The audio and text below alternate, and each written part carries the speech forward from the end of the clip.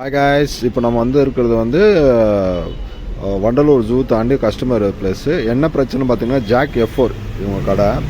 Jack F4ல் oil leakage இருக்குது. அந்த பக்கம் ஆயில் நிறைய வருதான். அதை எப்படி சால்வ் பண்ண சொல்கிறேன்.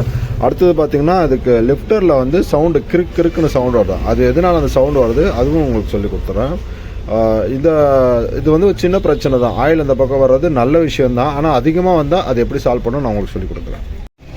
ஓகே, ஆயில் பார்த்தீங்கன்னா எல்லோ ஆயிடுச்சு. ஓகேவா, ஆயில் எல்லோ ஆயிடுச்சு. டஸ்ட் நிறைய இருக்கு, தெரியுதா?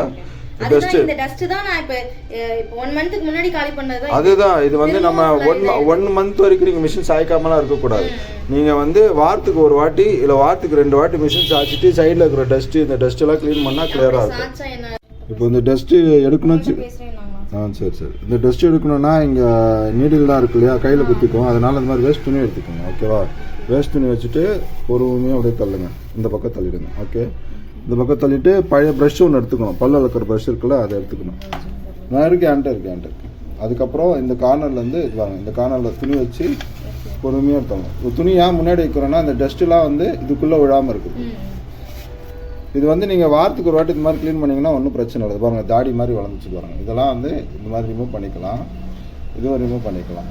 ஆயில் நான் சொன்னேன்ல, ஆயில் இந்த பக்கம் நிறைய வந்துடுது சொன்னீங்களா, அதுக்கு காரணமே இந்த ஸ்க்ரூ என்ன பண்ணணும், நீங்கள் டைட் பண்ணிங்கன்னா இது ப்ளஸ் மாதிரி இருக்கா, இது டைட் பண்ண ஆயில் நிறைய வரும். இந்த பக்கம் பண்ணுங்களா? ஆமாம், டைட் இப்படி இந்த பக்கம் டைட் பண்ணும்போது ஆயில் இந்த பக்கம் இப்படி டைட் ஆகும்போது ஆயில் நிறைய வரும்.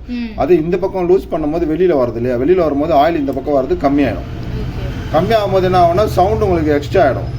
இந்த ஷட்டிலோட சவுண்டு எக்ஸ்ட்ரா ஆகிடும். அதனால் ஆயில் வரட்டும், ஓரளவுக்கு லிமிட்டாக இருக்கட்டும். அதே மாதிரி ஆயில் இந்த அளவுக்கு எல்லோ ஆகக்கூடாது. ஒயிட்டில் தான் இருக்கணும். இது ஃபஸ்ட்டு இது கிளியர் பண்ணிடலாம்.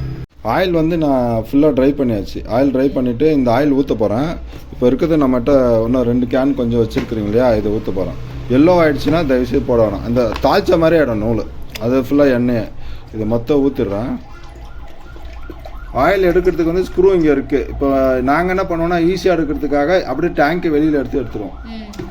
சில பேர் என்ன பண்ணுவாங்க, அது ஒன்றா கட்டுவாங்க. போதும் இது எடுத்து வச்சுக்கோங்க, சின்னது எடுத்து வச்சுக்கோங்க. ஆமாம், இது வேண்டாம். இது ஹை லோனு இருக்குல்ல, இல்லை ஹையில் டச்சாக இருக்குல்ல, இந்த மாதிரி இருந்தால் கரெக்டாக இருக்கும். சரி, இப்போ உங்களுக்கு ஆயில் இந்த பக்கம் வர்றது. நான் இப்போ பிளேட்டு எல்லாமே கட்டியாச்சு. ஓகே, பிளேட் எல்லாம் கட்டியாச்சு. இந்த மாதிரி ஏதாச்சும் ஒரு வேஸ்ட் அட்டை, ஆயிலே படாத அட்டையை எடுத்துகிட்டு இந்த பக்கம் வச்சுக்கணும். கீழே வச்சுட்டு மிஷினை நிமித்திக்கணும். இதுதான் ஸ்லோ ஸ்பீடு ஸ்க்ரூ. ஓகேவா, இந்த ஸ்க்ரூ. ஆனால் இப்போ நான் எதுவுமே பண்ணலை. இது என்ன இருக்கோ அப்படியே இருக்குது. மிஷினை நிமித்திட்டு மிஷின் ஆன் பண்ண போகிறேன். நீங்கள் ஸ்டெபிலைசர் வச்சுருக்கிறீங்களா, அது கொஞ்சம் சேஃப்டி தான். நான் இங்கே ஆன் பண்ணிக்கிறேன். அவுட் ஆகிடுச்சு, ஆன் ஆகிடுச்சு. லைட் ஆன் பண்ணிக்கலாம், அப்போ தான் தெரியும். இங்கெல்லாம் நூல் இருக்குது, இந்த பக்கம்லாம் நூல் இருக்குது, தெரியுதா?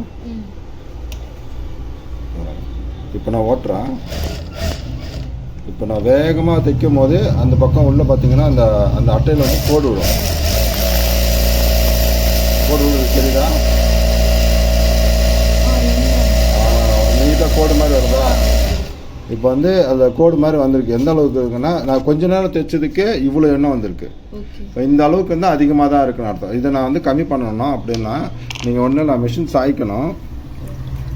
மிஷின் சாய்ச்சிட்டு இந்த இடம் ஸ்க்ரூ தெரியுதுல்ல, ஸ்க்ரூ ட்ரைவரில் இது மைனஸாக ப்ளஸ்ஸாக நீங்கள் ஃபஸ்ட்டு செக் பண்ணிக்கணும்.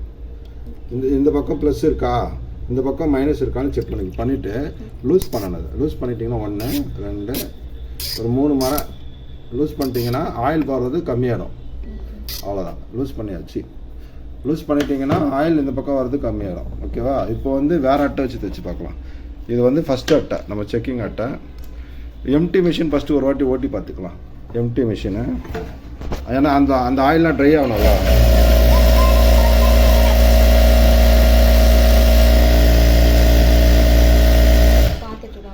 எம்டி மிஷின் ஒரு வாட்டி ஓட்டிக்குங்க. இந்த அட்டை இல்லை, இந்த அட்டை மறுபடியும் 2வது உள்ளே வைக்கிறேன். எம்டி மிஷின் ஓட்டிட்டு அதுக்கப்புறம் வச்சுட்டு அந்த ஷட்டில் பாடுற அளவுக்கு கரெக்டாக வச்சுக்கணும். கார்னரில் வச்சுட்டு ஓட்ட போகிறேன்.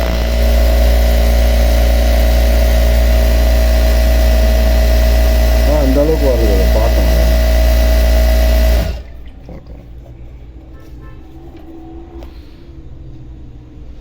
இதோட இன்னும் கொஞ்சம் கம்மி பண்ணவா?